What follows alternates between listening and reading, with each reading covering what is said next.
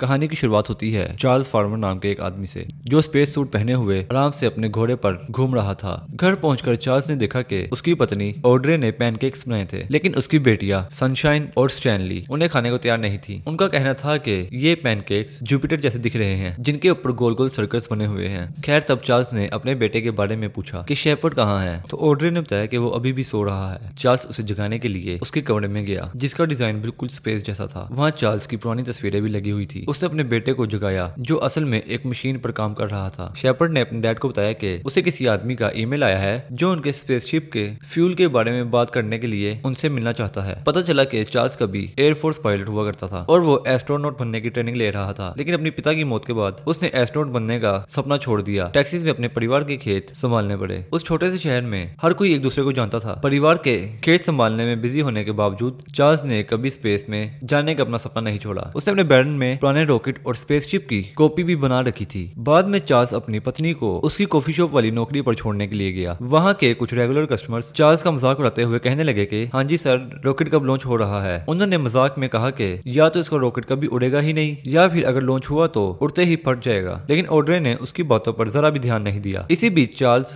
अपनी बेटी की क्लास में गया। वहाँ उसने बच्चों को अपने स्पेस सूट के बारे में बताया। स्टूडेंट्स काफी एक्साइटेड हो गए और उससे बहुत सारे सवाल पूछे। लेकिन क्लास के बाद टीचर चार्ल्स से कहने लगी कि तुम बहुत अच्छे पिता हो, क्योंकि तुमने बच्चों की इमेजिनेशन जगाने के लिए अजीबोगरीब कपड़े पहने हुए और आपको जोकर जैसा दिखने में कोई शर्म नहीं आती। अब उसे कौन समझाए कि चार्ल्स तो सीरियस है। खैर, इसके बाद चार्ल्स उस आदमी से मिलने गया जिससे उसके बेटे ने ऑनलाइन बात की थी। उस आदमी ने स्पेसशिप के लिए फ्यूल बेचने का ऑफर दिया। उस आदमी ने कहा कि आपकी स्पेसशिप के लिए हमारे पास फ्यूल है। फिर चार्ल्स ने उसे बात करते हुए कहा कि $10,000 का फ्यूल काफी रहेगा, जिससे वो आदमी हैरान रह गया। उसने चार्ल्स से पूछा कि तुम्हें रॉकेट लॉन्च करना है ना। चार्ल्स ने हाँ में जवाब दिया, लेकिन जल्दी ही उसे समझ आया कि फ्यूल की कीमत और उसकी डिलीवरी का खर्चा दोनों ही बहुत ज्यादा है। अब चार्ल्स के पास इतने पैसे थे ही नहीं, तो वो जरूरी फ्यूल के लिए लोन लेने के लिए एक बैंक चला गया। लेकिन बैंकर ने उसका पुराना दोस्त होने के बावजूद भी लोन मंजूर करने से इनकार कर दिया। उसका कहना था कि शहर के लोगों को तुम पागल लगते हो। चार्ल्स के दोस्त को उसका बनाया हुआ रॉकेट कमाल का लगता था, लेकिन उसने समझाया कि भाई तू अकेला ये सब कुछ नहीं कर सकता, अपने इस सपने को भूल जा तू। चार्ल्स ने पहले ही रॉकेट बनाने के लिए काफी कर्जा लिया हुआ था, और अगर उसने जल्दी ही पैसे नहीं चुकाए तो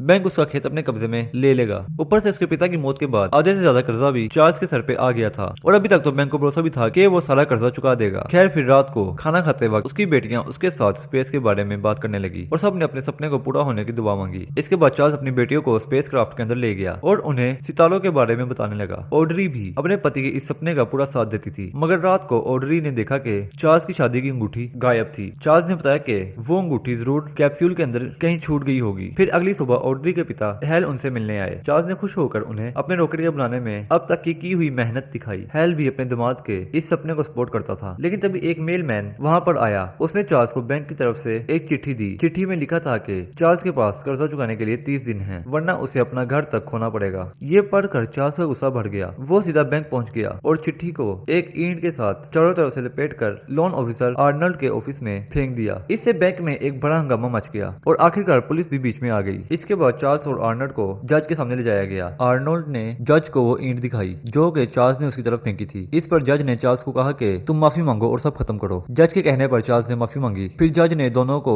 थोड़ी देर के लिए अकेला छोड़ दिया। आर्नोल्ड को अभी भी डर लग रहा था कि कहीं ये पागल आदमी इसी ईंट से मुझे दोबारा ना मार दे, लेकिन चार्ल्स ने ऐसा कुछ भी नहीं किया। इसके बाद चार्ल्स अपने बच्चों को स्कूल में लेने पहुंच गया। उसने चलती हुई क्लास को बीच में रोक दिया। उसने कहा कि सॉरी मैम, यहाँ से ज्यादा घर पे मुझे इन छोटे इंजीनियर्स की जरूरत है। फिर वो बच्चों को लेकर आया और बताया कि आज से हम स्पेस प्रोग्राम के ऊपर काम करेंगे। चार्ल्स ने बच्चों के लिए एक मीटिंग रखी और कहा कि आज से तुम लोग पढ़ाई के साथ साथ यहाँ मेरी मदद भी करोगे। इसी बीच FBI को पता चल चुका कि चार्ल्स बड़ी मात्रा में रॉकेट फ्यूल खरीदने की कोशिश कर रहा है, और कुछ ही देर में FBI की बहुत सारी गाड़ियां फार्म तक आ पहुंची। उन्होंने वेयर हाउस में चार्ल्स को हाल के साथ देखा और पूरे फार्म की तलाशी लेना शुरू की। इसी दौरान उनकी नजर उस रॉकेट पर पड़ी जिसे चार्ल्स इतने समय से बना रहा है। रॉकेट का साइज देखकर वो भी हैरान रह गए। FBI ने फार्म की हर एक चीज को गौर से चेक किया और धीरे धीरे उन्हें शक होने लगा कि शायद चार्ल्स असल में स्पेस लॉन्च की प्लानिंग नहीं कर रहा। हो सकता है उसका रॉकेट असल में एक खतरनाक मिसाइल हो। जब चार्ल्स से ये सवाल किया गया तो चार्ल्स ने सीधा कह दिया कि जब मेरी किसी के साथ लड़ाई ही नहीं है तो मैं ये मिसाइल क्यों बनाऊंगा। लेकिन FBI को उसकी बात पर भरोसा नहीं था और उन्होंने फैसला किया कि जब तक जांच खत्म नहीं होगी चार्ल्स को अपना रॉकेट लॉन्च करने की इजाजत नहीं मिलेगी। इसके बाद चार्ल्स अपने वकील से मिलने गया। उसने कहा कि जब मैंने 6 महीने पहले सरकार को अपनी एप्लीकेशन भेज दी थी जिसमें फ्लाइट प्लान, रॉकेट की डिटेल, ड्राइंग वगैरह सब कुछ था,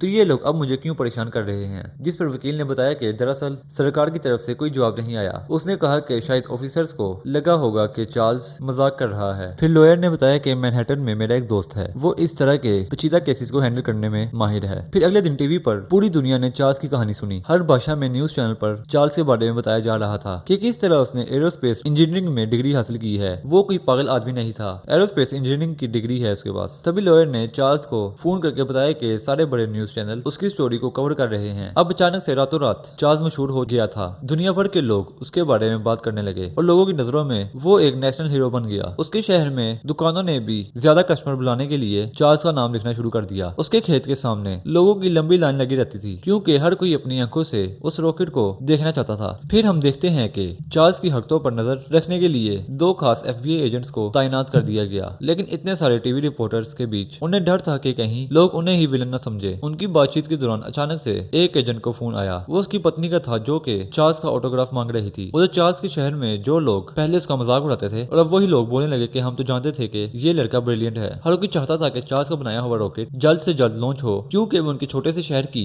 शान बन चुका था। अब गवर्नमेंट को समझ आ गया कि चार्ल्स की एप्लीकेशंस कोई मजाक नहीं थी, इसलिए वो अब किसी भी कीमत में उसे रोकने का फैसला कर चुकी थी। सरकार ने अपनी ताकत का इस्तेमाल करके अखबारों में चार्ल्स और उसके परिवार के खिलाफ बुरी बुरी बातें छपवाने शुरू कर दी। कहा कि वो लोग किसी से घुलते मिलते नहीं हैं, अपने में ही रहते हैं, खुद को पता नहीं क्या समझते हैं। खबर तो ये भी है कि ये लोग अंतरिक्ष से आए हैं। ये सब पढ़कर ऑड्रे को बहुत बुरा लगा। उसने चार्ल्स से कहा कि हमें सबको बताना चाहिए कि ये सब झूठ है। लेकिन चार्ल्स के दिमाग में एक बेहतर आइडिया था। वो अपने पूरे परिवार को लेकर मेले में मौज मस्ती करने के लिए चला गया। साथ ही उसे मीडिया वालों को भी वहां बुला लिया और उनकी हर हरकत टीवी पर टेलीकास्ट हो गई, जिससे सबको पता चल गया कि ये बस एक नॉर्मल फैमिली है। तभी चार्ल्स का मिलिट्री के टाइम का कर्नल मास्टरसन वहां पर उसे मिलने आया। उसने सबके साथ बैठकर डिनर किया और ऑड्रे के खाने की जमकर तारीफ की। फिर डिनर के बाद चार्ल्स ने मास्टरसन को वो रॉकेट और कंट्रोल रूम दिखाया, जिस पर वो एयरफोर्स छोड़ने के बाद से लगातार काम कर रहा था। कर्नल ये देखकर हैरान रह गया कि चार्ल्स ने अपने दम पर इतना बड़ा रॉकेट बना दिया है, लेकिन उसे अभी भी यकीन नहीं था कि ये रॉकेट सच में उड़ पाएगा। उसका मानना था कि सरकार इसे कभी अप्रूव नहीं करेगी। उसकी बातों से चार्ल्स समझ गया कि कर्नल को यहाँ पर सरकार ने ही भेजा है ताकि वो अपने दोस्त को मना सके कि अपना सपना छोड़ने के लिए। कर्नल ने कहा कि हाँ, ये बात सच है। उसने चार्ल्स को ऑफर भी दिया कि सरकार के बनाए हुए स्पेस प्रोग्राम के जरिए हम तुझे अंतरिक्ष में भेज सकते हैं। स्पेस शटल में तू एस्ट्रोनॉट बनकर जाएगा। लेकिन चार्ल्स ने साफ कह दिया कि मैंने अपनी पूरी जवानी दी है अपने इस सपने को और अब मैं किसी के भरोसे स्पेस में नहीं जाऊंगा। इस पर कर्नल ने बताया कि बड़े बड़े ऑफिसर्स को ये डर है कि अगर तेरा घर पर बनाया गया रॉकेट उड़ गया तो फिर जो नासा करोड़ों डॉलर लगाकर रॉकेट बनाता है उसकी हमें सफाई देनी पड़ जाएगी लोगों को। कितना खर्चा हो कहाँ पे रहा है। सरकार का आदमी होने के बावजूद कर्नल ने चार्ल्स से कहा कि कुछ भी हो भाई, रॉकेट तो बहुत मस्त बनाया है तूने। इसके बाद सरकार चार्ल्स को रोकने की पूरी कोशिश करने लगी। उन्होंने उसके सामने कई सारे रूल्स और शर्तें खड़ी कर दी ताकि रॉकेट को लॉन्च कर पाना उसके लिए नामुमकिन हो जाए। चार्ल्स की एप्लीकेशन को रिव्यू करने के लिए सरकार के अलग अलग डिपार्टमेंट्स में से कई सारे ऑफिसर्स आए। उनका कहना था कि वो भी आम आदमी को इतना बड़ा रॉकेट बनाने की इजाजत नहीं दे सकते, क्योंकि उससे हथियार में भी तो बदला जा सकता है। उन्होंने चार्ल्स से पूछा कि हमें क्या पता कि तुम न्यूक्लियर बॉम्ब बना रहे हो। इस पर चार्ल्स ने जवाब दिया कि मतलब आपके लोगों को एक रॉकेट में और एक न्यूक्लियर बॉम्ब में फर्क ही नहीं पता। 10 बार चेकिंग हो चुकी है मेरे रॉकेट की, और अगर मुझे सच में ऐसा कुछ करना होता तो मैं दुनिया से चुपके करता, सबको बता के थोड़ी करता। अब सरकार चार्ल्स को लीगली नहीं रोक पा रही थी, तो उन्होंने दूसरा रास्ता ढूंढा। चाइल्ड प्रोटेक्शन सर्विस से एक औरत ऑड्री से मिलने आई। उसने ऑड्री से कहा कि चार्ली ने तुम्हारा और बच्चों का माइंड वॉश कर दिया है, तुम्हें पागल बना रहा है, वो तुम्हें दुनिया से अलग कर चुका है। उसने ऑड्री से कहा कि अगर अपने बच्चों को अपने साथ रखना चाहती हो तो अपने परिवार की जिम्मेदारी खुद संभालो, वरना हम लोग पागल लोगों के पास बच्चे नहीं छोड़ते। ये सरकार का उन्हें डराने का पहला तरीका था। उस चार्ल्स ने कमेटी के सामने कहा कि एक इंसान के पास सपने ही होते हैं, अगर हमारे से हमारे सपने भी छीन लोगे तो क्या रह जाएगा हमारे पास। इस मीटिंग के बाद कमेटी के हेड ने चार्ल्स को बताया कि वो अपने फैसले के बारे में जल्द ही उसे खबर दे। लेकिन थोड़ी देर बाद वही आदमी बाथरूम में चार्ल्स को धमकी देने पहुंचा। उसने कहा कि 20 बड़ी मिसाइलों का टारगेट तेरे घर पर सेट कर रखा है, अगर हमें भनक भी लगी कि तू रॉकेट को लॉन्च करने वाला है तो कुछ ही मिनटों में तेरे शरीर के इतने चीथड़े उड़ा देंगे कि ढूंढने से भी इकट्ठे नहीं होंगे। फिर पीछे से वकील ने उनकी ये सारी बात सुन ली। उसने चार्ल्स से कहा कि ये बस तुम्हें धमका रहे हैं, इनके पास कानूनन तुम्हें रोकने का कोई भी तरीका नहीं है, इसीलिए डराने की कोशिश कर रहे हैं। इसके बाद ऑड्री थोड़ा खाना लेने के लिए दुकान पर गई, लेकिन वहां पर उसका कार्ड ही डिक्लाइन हो गया, जिसकी वजह से उसे बेइज्जत होकर बिना खाना लिए वापस आना पड़ा। इसके बाद ऑड्री बैंक पहुंची, जहां जाकर उसे पता चला कि बैंक जल्द ही उनका घर और फार्म सब कुछ जब्त करने वाला है। उस साथ ऑड्रे और चार्ल्स के बीच में जमकर लड़ाई हुई। ऑड्रे ने चार्ल्स को कहा कि ये परेशानी सिर्फ तुम्हारी नहीं है, अपनी प्रॉब्लम्स को छुपाते क्यों हो, परिवार को बताना होता है ये सब कुछ। फिर भी चार्ल्स ने उसे भरोसा दिलाया कि वो सब कुछ ठीक कर देगा। खैर अगली सुबह सब लोग चर्च चले गए, जबकि हेल और चार्ल्स स्पोर्ट्स कार रेस देख रहे थे। हेल ने चार्ल्स चार्ल्स से कहा कि वो एक बेहतरीन बाप है। मैं अपने परिवार को डिनर के लिए भी इकट्ठा नहीं कर पाता। तुमने सबको एक ही सपना दिखा रखा है। फिर हैल ने बताया कि इन रेस कार वालों को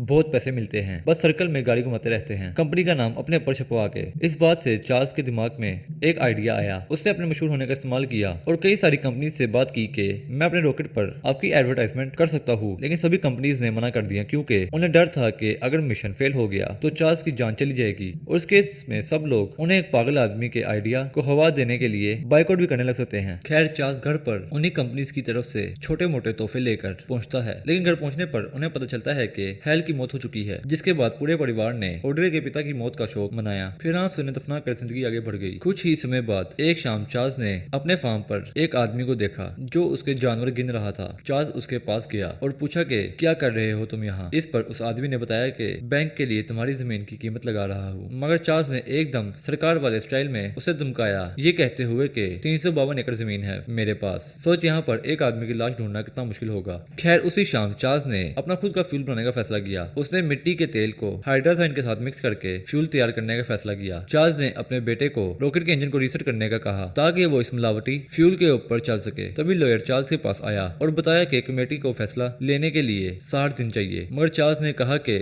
मेरे पास 60 दिन नहीं है, बैंक वाले एक हफ्ते में मेरा फार्म जब्त करने वाले हैं। लॉयर ने कहा कि हाँ मैं समझता हूँ, यही तो उनकी चाल है ताकि तुम कभी लॉन्च ही ना कर पाओ। फिर उस वक्त ऑड्रे और चार्ल्स ने दिल खोल कर बात की। पता चला कि इतना बड़ा रैंच, 300 एकड़ जमीन, ये सब उनके पिता का सपना था और उन्होंने इसी को अपनी जिंदगी का मकसद बना लिया। जब उन्हें पता चला कि बैंक कर्जे की वजह से उनकी पूरी जमीन जब्त करने वाला है तो उनके अंदर जीने की चाह नहीं रही, वो चल बसे। चार्ल्स ने कहा कि अगर सरकार ने मुझसे मेरा सपना भी छीन लिया तो मैं शायद उनकी तरह जीने की वजह ही ना खो बैठूं। अगली सुबह ऑड्रे की आंख खुली तो चार्ल्स ने चिट्ठी लिखी हुई थी जिसमें वो उन्हें अलविदा कह रहा था। तभी अचानक एक जबरदस्त धमाका हुआ जिसने घर की सारी खिड़कियां तोड़ डाली। ऑड्रे ने अपने बेटे को आवाज दी और दोनों ने अपनी आंखों के सामने रॉकेट को लॉन्च होते देखा, लेकिन उन्हें क्या पता था कि चार्ल्स पहले ही उसके अंदर बैठकर टेक ऑफ कर चुका है। रॉकेट कुछ मीटर हवा में उड़ा, लेकिन फिर वापिस से नीचे गिरा और जमीन पर सीधा स्लाइड करते हुए किसी गाड़ी की तरह दौड़ने लगा। ऑड्रे और बच्चे तुरंत अपनी गाड़ी में बैठकर चार्ल्स को बचाने के लिए भागे। चार्ल्स बुरी तरह जख्मी हो गया था। रॉकेट से कैप्सूल बहुत तेजी से अलग हुआ और इसी दौरान उसके सर और शरीर पर कई चोटें लगी। वो लगभग मरने की हालत में था। उसका परिवार तुरंत उसे बचाकर हॉस्पिटल ले गया और ऑड्रे ने अपने पति से कहा कि कुछ भी हो तुम मुझे छोड़कर मत जाना। इस फेलियर के बाद अब लोगों को चार्ल्स की कहानी में कोई भी दिलचस्पी नहीं रही, लेकिन अभी भी वो FBI एजेंट्स उसके परिवार पर नजर रखे हुए थे। सरकार ने इस मौके का फायदा उठाते हुए लोगों से कहा कि इसी वजह से हम लोग किसी को भी रॉकेट बनाने की इजाजत नहीं दे सकते, क्या पता कल को किस तरफ उड़ने लग जाए। कई महीने बाद बेड पर पड़े हुए चार्ल्स भी यही महसूस करने लगा कि ठीक है मैंने शायद गलती ही की थी, शायद मैं ये करने के लायक ही नहीं हूँ। उसने ऑड्रे से कहा कि रॉकेट के जो बचे हुए हिस्से हैं वो मुझे मदद करो कबाड़ तक ले जाने में, लेकिन ऑड्रे ने ऐसा करने से मना कर दिया। इसके बाद ऑड्रे अपने लॉयर से मिली जिसने उसे उसके पिता की वसीयत के बारे में बताया। पता चला कि उसके पिता ने उसके तीनों बच्चों के लिए ट्रस्ट फंड छोड़ रखे हैं, साथ ही उससे काफी सारा पैसा स्टॉक मार्केट में भी डाला था जिससे काफी अच्छी रकम बन चुकी थी। अब ऑड्रे इसने आए पैसे से सारा कर्जा चुकाने बैंक पहुंच गई। इस प्रोसेस के दौरान ऐसे ही बातों में लोन मैनेजर कहने लगा कि वैसे बुरा मत मानना पर तुम्हारा पति पागल है, उसने इतना बड़ा सपना देख लिया कि वो अकेले अंतरिक्ष में चला जाएगा। लोन मैनेजर की बात सुनकर ऑड्री ने अपना फैसला ही बदल दिया।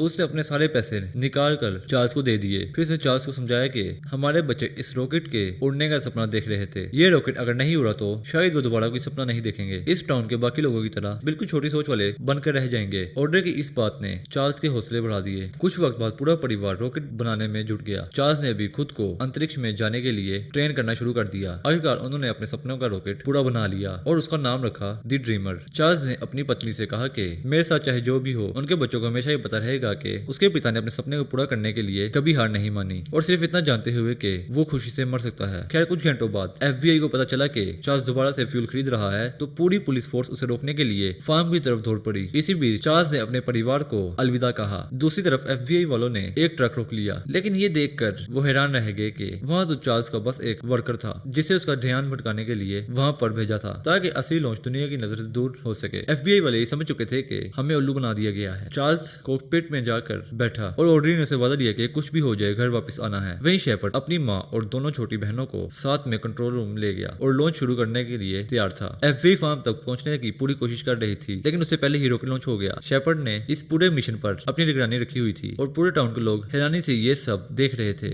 उनका रॉकेट एकदम उम्दा तरीके से उड़ रहा था। चार्ल्स अंतरिक्ष में पहुंच पहुंच भी गया। उसके सारे दोस्त उसे देखकर खुश थे, यहाँ तक कि कर्नल भी। सारे न्यूज चैनल्स में इस बेहतरीन लॉन्च की कवरेज कर रहे थे। अंतरिक्ष में पहुंचने के बाद चार्ल्स ने बूस्टर रॉकेट को रिलीज किया और धरती के 9 बार चक्कर लगाने का फैसला किया। अंतरिक्ष में आखिरकार अपनी खुद की आंखों से देखकर उसके खुशी के आंसू निकल आए। लेकिन तभी अचानक लाइट बंद हो गई और उसका अपने परिवार से कनेक्शन भी टूट गया, जिससे सब लोग बहुत डर गए। उधर सरकार ने प्रेस कॉन्फ्रेंस में कह दिया कि कोई रॉकेट लॉन्च हुआ ही नहीं। इधर चार्ल्स का परिवार उससे दोबारा कॉन्टेक्ट करने का बेसब्री से इंतजार कर रहा था। शेफर्ड ने हिसाब लगाया कि अगर पापा ने जो भी इलेक्ट्रिकल फॉल्ट है उसे ठीक नहीं किया तो कैप्सूल के अंदर ऑक्सीजन खत्म हो जाएगी। कुछ घंटों बाद चार्ल्स ने देखा कि उसकी शादी की अंगूठी हवा में तैर रही है। इससे उसने अंदाजा लगाया कि ये कहीं अटक गई होगी। जब वे निकली तो तार डिस्कनेक्ट हो गई। उसने चेक किया तो बिल्कुल ऐसा ही था। तार को दोबारा जोड़ते ही सिस्टम दोबारा से काम करने लग गया और शेफर्ड से दोबारा कॉन्टेक्ट हो गया। सारे चक्कर पूरे करने के बाद शेफर्ड ने चार्ल्स की लैंडिंग कोऑर्डिनेट्स सेट कर दी। शेफर्ड अपने पिता से कहा कि ज्यादा टेंशन मत लेना, मैं खुद ही आपके शटल को यहाँ से प्रोग्राम कर दूंगा। फिर पूरा परिवार चार्ल्स को वहाँ पर लेने पहुंचा जहाँ पर कैप्सूल लैंड करने वाला था और चार्ल्स की लैंडिंग बिल्कुल स्मूथ हुई, जिसके बाद उसका परिवार से घर की तरफ निकल पड़ा। आखिर में हम चार्ल्स को एक मशहूर टीवी शो के अंदर देखते हैं, जिससे पता चलता है कि चार्ल्स अब एक फेमस नेशनल हीरो बन चुका है। तो कैसी लगी आपको ये वीडियो हमें कमेंट करके जरूर बताना। अगर वीडियो पसंद आई हो तो वीडियो को लाइक करें। मिलते हैं अगली वीडियो में।